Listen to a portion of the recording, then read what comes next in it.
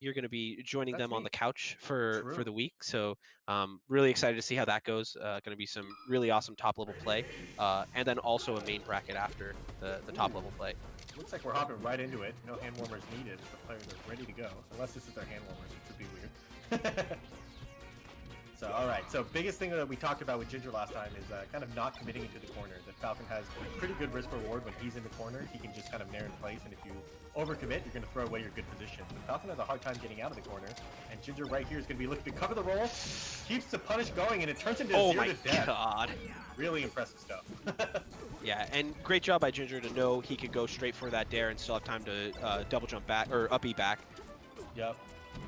Yeah, man, Ginger's playing so good against and from the corner there. Like, he was on the ledge and he found that reversal and got another 51% for his troubles, right? So, even when you're kind of like playing from a bad spot, you can still kind of like make it as hard as your opponent to earn that next hit, right? And Ginger's kind of doing that both ways. Oh my god, and sometimes you just go for the read.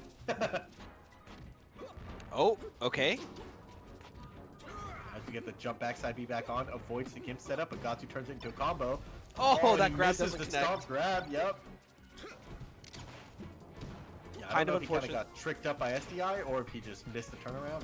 Oh, Power Shield Gentleman. Well, this is Gentleman. Oh, and he doesn't hold ledge for long enough. The side Yup. B is able to get the ledge grab.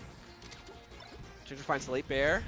Yup. Ooh, but he gets hugged. He switches right back to his corner pressure sequence, goes right back to center stage. Gahtzu finds a way in though, gets the grab into a shield poke up air. Ooh.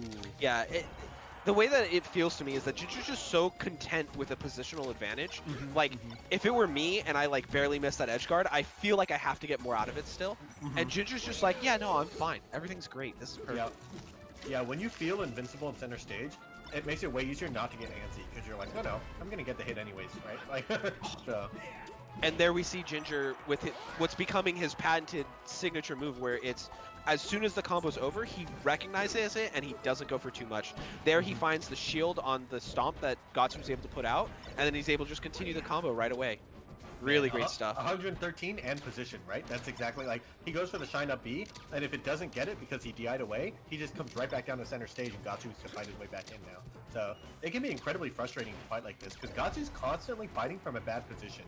So it's like, Gahtzu needs to find a way to avoid the bad position in the first place if he wants to be fighting on even footing, right? Otherwise, he just needs to be winning losing mix-ups way harder. Right.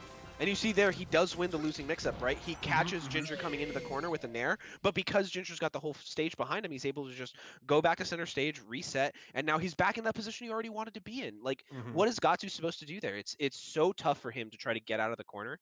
Yeah. And on the reverse side, the couple times that game we saw Gahtzu finally push Ginger into the corner, Ginger was able to find a way out pretty cleanly. So, Yep. Ginger making it look really hard right now. Yeah, so Gahtzu either has to find a way to prevent these ledges from getting out in the first place, or he needs to punish so hard that it doesn't matter that he's only winning like half as many interactions, right? And that's how you do it. You know, one grab, one kill. That's the way you start that process. So good stuff. Oh, that jab to catch the double jump on the side platform. He gets the turnaround too. That was nasty. He doesn't get anything off of it though, so that's kind of unfortunate. Yeah, when you get like the really fancy thing and you're like, oh, but still, you take it, right? Oh my god, and Ginger just plows his way through the power shield. Kind of shows that like, when you power shield Falco, you haven't really locked him down. He can just do it just as fast of take laser options as everyone else, right? And he just kind of take laser and nairs in. And Gahtzu wasn't ready for it, so like, yeah, the power shield, Ginger still had initiative. And not only does does Gahtzu not get prepared for the nair to come in, he also DIs it terribly. Yeah. And is able to just get dared. It was so unexpected from Ginger that Gahtzu just did not have the response. Yep. That being said, Gahtzu is still punishing hella hard and keeping his lead here, so see if he can keep up this level of control. Again, though, you see Gahtzu get Ginger in the corner, and Ginger's able to fight his way out pretty easily. Yep. Ooh, I like the air dodge, but he just gets laser reset. Oh. And interestingly enough, I think he could have ops attacked that forward smash if Ginger hadn't charged it. I think it's until like 120 something, but if you charge it, then it like goes past that, right? So he just gets to have a forward smash strong enough to catch Gahtzu's DI down and away and just kill him. Oh, and he gets the late nair, and he's still following him when he rolls. So Gahtzu's constantly playing like out of shield, out of like scrappy situations, and it looks really hard to find a clean hit. When he does find a clean hit, Gahtzu's, oh my god, I was gonna say he's punishing hard, and the moment he finds a stomp, he gets the utmost, but doesn't get the edge guard. Yeah, that was a bit unfortunate. It looked like a tournament winner there where he wanted to just reset his invincibility. Yep, And yep. Ginger's going to punish him for that every single time. He finds the soft back air, but far enough off stage that he's just dead. Yep, and I think a lot of Falcons would have grabbed the ledge there, and Ginger knows that, like, actually, he's already checkmated, right? I don't need another step to this edge guard, so really nice stuff to just close it out. And the triple back air to just push him out, you'll take the 38. I feel like you already, like, count that as a win to a certain extent when, like, you're stock up and you're like, I just need to get him to around 40, right? And this makes the game a lot easier to play. Of course, you would have loved to get, like, a shine opening to a combo, but the game is already so much easier to play now that you have him at 40. But one stomp, one grab, one jump read. Oh! He covers everything with that, Yep. it felt like. And that's just going to do it really clean by Gahtzu to close out that stock. Dang. So Falcon always has like some opening there. Like when he goes for the soft knee there, maybe Ginger has a perfect opening if he reads it with double jump down air or something, right? But he covered so much and then like was immediately ready for the air dodge afterwards. Kind of made it really hard for Ginger to like finagle his way back on stage. So yeah, really good stuff by Gahtzu to just close out stock after stock, like to just keep it even. So. Yeah, and one of the things I want to mention on that last stock also is that the way that Gahtzu got the initial opening was by punishing the startup of a laser. And that's what you were talking about at the beginning of the game. In this case, it was a little bit different from what you were talking about because it was a laser, dash dance laser. So Ginger did still have some initiative off of that previous laser. But because Gahtzu was so decisive after the first laser to get the punish before the second laser could come out. And that's what ended up closing out the stock for, getting the opening and closing out the game for Gahtzu. Yeah, Gahtzu's definitely good at like just sitting there, waiting, boom, power through and like find a way in. And it's kind of hard to wall out players like that who are just willing to lunge forward with really high reward options, right? And it does require you to have that punish game. And here we see that like, even though he didn't get the reaction tech chase, oh my god, he gets the DI mix-ups on him. Oh, that was disgusting. Yeah, dang. That's a hard reaction to get too, to like chain grab the down throw on the DI in, and it's like, kind of you're tricking your opponent because like they're trying to tech in is what's happening and you're grabbing him and forcing him to DI in. Just how did he? I guess did he accidentally turn around down smash and Ginger just kept charging forward smash. I love that. Oh, he finds the knee. Ginger finds the ledge though. Oh, Ginger gets stuck in one of his shines. And see how Falcon's not giving him the space? He's staying right inside of nair range to kind of say that, you know, you're not going to get to just reset here. And Ginger's, yeah, he's struggling to get back control when Falcon is staying at that nair range. Ooh, take laser up air. Really good option there to kind of punish double laser. Right here, he doesn't want to get him lasers for free, so he has to go all the way to the corner. And Gahtzu uses that positional advantage to find himself a kill. So. Yeah, the decisiveness in the movement from Gahtzu to not give Ginger any breathing room to find those lasers and establish that control has really been the difference maker between that really tough game 1 and these really competitive and wins in games 2, and we'll see about game 3. Yeah, it's cool because like a lot of times Falco can't just laser for free, so he has to give up space. But Falcon's a character that can actually chase you down for giving up space.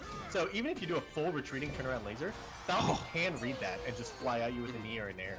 And Gahtzu like has been catching him like that. Like he goes all the way in the corner to get the laser here, and this time it pays off. But a couple times that's how Gahtzu's been finding his openings. He's like, well, if you're gonna go all the way into the corner, you're gonna be in a bad spot. And there we find a flying nair again, kind of punish the laser into a flying up air off stage.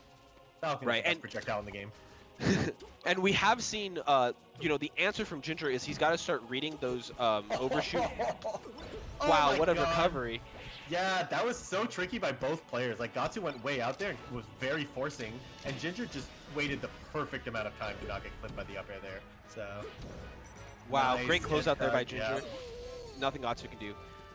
Ginger's showing a bit more approaching aerial to try to punish Gahtzu, bull rushing his way through the lasers.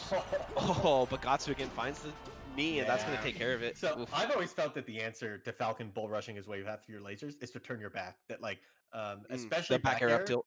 Yeah, especially back air, and to a certain extent up tilt. Up tilt tends to be more when you're already close to him and you're the one not having the initiative. But back air is a really good stuffing move to kind of stop him, and it's pretty hard for him to whiff punish with grab if you're mixing up your drift properly. So you can do like an auto cancel back air drift away or drift in, and those are vastly different shield grab or like dash dance timings to punish it. So we're gonna see if Ginger kind of like starts to play a more defensive game, because I think that like he won so hard with his aggression game 1 that he's still like stuck in that mindset. But Gahtzu's turned it around and he's kind of the one finding the aggression right now. So there we do find the nair. Okay. Yeah, those full. Oh my god. The full approaching Nair is looking really strong by Ginger, but then Gahtzu finds a way to get the reversal, and then he's just finding those full approaching knees at the end of combos to punish the roll away from Ginger, and he's gotten that like 3 times now. Yep. And you have to be careful because the full approaching Nair from Falco, sometimes it feels better than it is, because like that one, it didn't lead into a shine. And if it doesn't lead into a shine, it's actually not a great punish, right? So like, yeah, you stopped Gahtzu from flying in, but you didn't really like turn it into a huge punish for you, and the risk reward is gonna overall favor him. But there he finds a late Nair that turns into shield pressure, and that's a big opening. Oh, and then Dare just barely clips Gahtzu, and Ginger all of a sudden claims a full stock lead. Yep, exactly. Oh, really never nice. mind. It's all gone. Oh, no stock lead at all. Dead even game. That was so decisive again by Gahtzu. I think that's really the story of the set.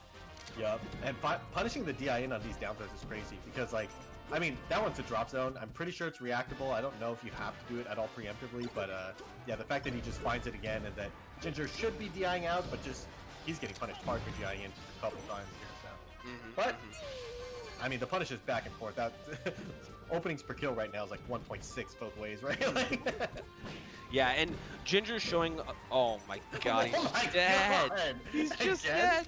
Absolutely insane. This game, the big adaptation by Ginger is that he's more willing to go to the air. You see, he's going for these full hops. He's trying to come down with the laser. It seems to be throwing off Gahtzu some, but maybe not as much as Ginger was hoping. Oh, the crouch cancel on the jab into the shine.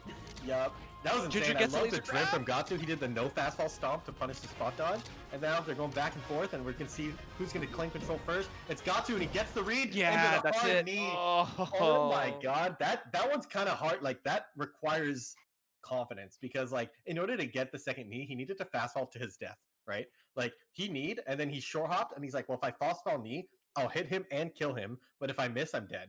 Because I do think that he couldn't make it back from that. So really cool that he had the confidence to just be like, no, this is a guaranteed combo. Doesn't matter that I'm throwing away the stock. That's the set. So Yeah, that was to see that same level of control that Ginger brought in last set, last week, and to see Gahtzu come back and find an answer to it after that game one still looked like it was last week's set.